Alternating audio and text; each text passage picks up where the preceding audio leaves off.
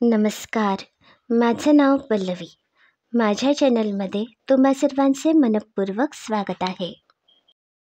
आज आपण कर्नाटकचा पारंपरिक पदार्थ हुरुळी काळू इडली तयार करूया.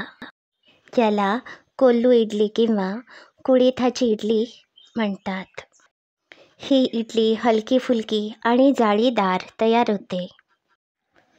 इडली तयार करण्यासाठी अर्धा किलो कुळीथ घेतले आहेत.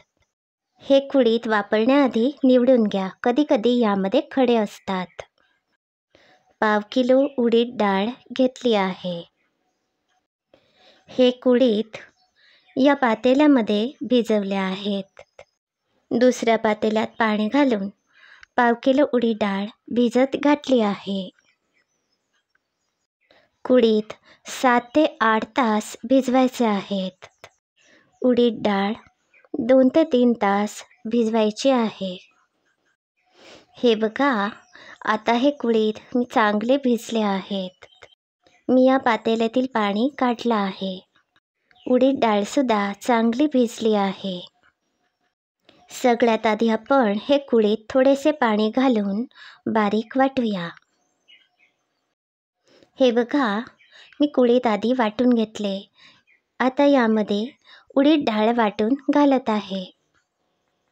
ही धान्ये वाटताना अगदी बेतानेच पाणी घालायचं आहे. यामुळे पीठ अगदी पातळ होणार नाही. आज ही रेसिपी किलोच्या प्रमाणात सांगत आहे. जर तुम्हाला वाट्यांचे प्रमाण हवे असेल तर 2 वाट्या कुळीथ, 1 वाटी उडीद डाळ आणि 4 वाट्या इडली रवा या पद्धतीने प्रमाण घ्यायचं आहे. हे बघा, आता आपली उडीद डाळसुद्धा वाटून झाली आहे. अगदी बारीक वाटून तयार आहे. हे वाटताना मी अगदी थोडेसे पाणी वापरलं आहे. हे वाटण आता चांगले सरमिसळ करूया. 1 किलो इडली रवा घेतला आहे.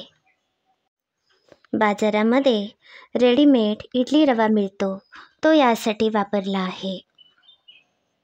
हा इडली रवा या पातेल्यामध्ये घालते. 3 ते 4 चमचे मोठे मीठ घातले आहे. आता चांगले सरमिसळ करूया. आवश्यकतेप्रमाणे पाणी घालायचे आहे. या डावातून अलगद पीठ पडायला हवे या पद्धतीने पाणी घालू शकता. काही ठिकाणी मीठ आदल्या दिवशी घालत नाहीत, कारण पीठ लवकर आंबणार नाही असा समज आहे. पण असे काही नाही.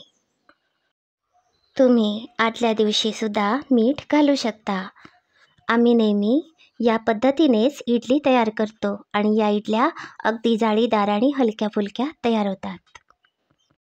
हे बघा, यामध्ये मी 1 ते 2 ग्लास पाणी घातले आहे आणि चांगले ढवळले आहे. हे बघा, या डावातून अगदी अलगद हे पीठ पडत आहे. आता आपले इडली बॅटर तयार आहे. हे पीठ रात्रभर आंबण्यासाठी ठेवायचे आहे. हे पीठ तुम्ही 8 ते 10 तासांसाठी आंबण्यासाठी ठेवू शकता.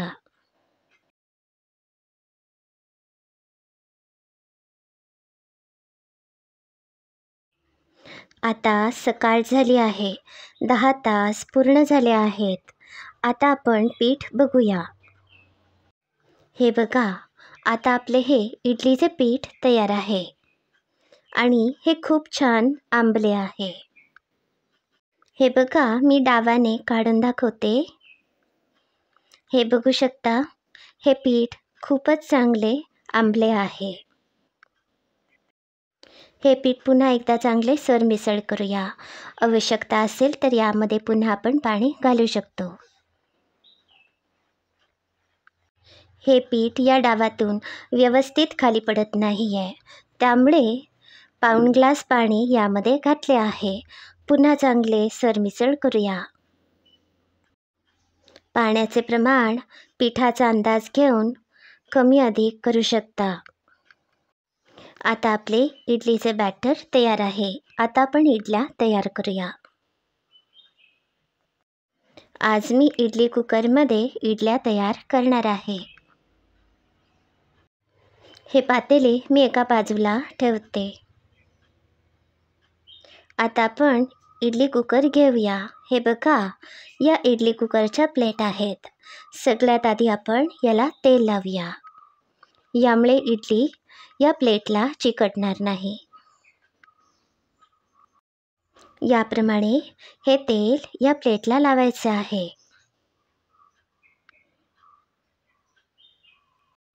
आता या इडली कुकरमध्ये पाणी घालूया.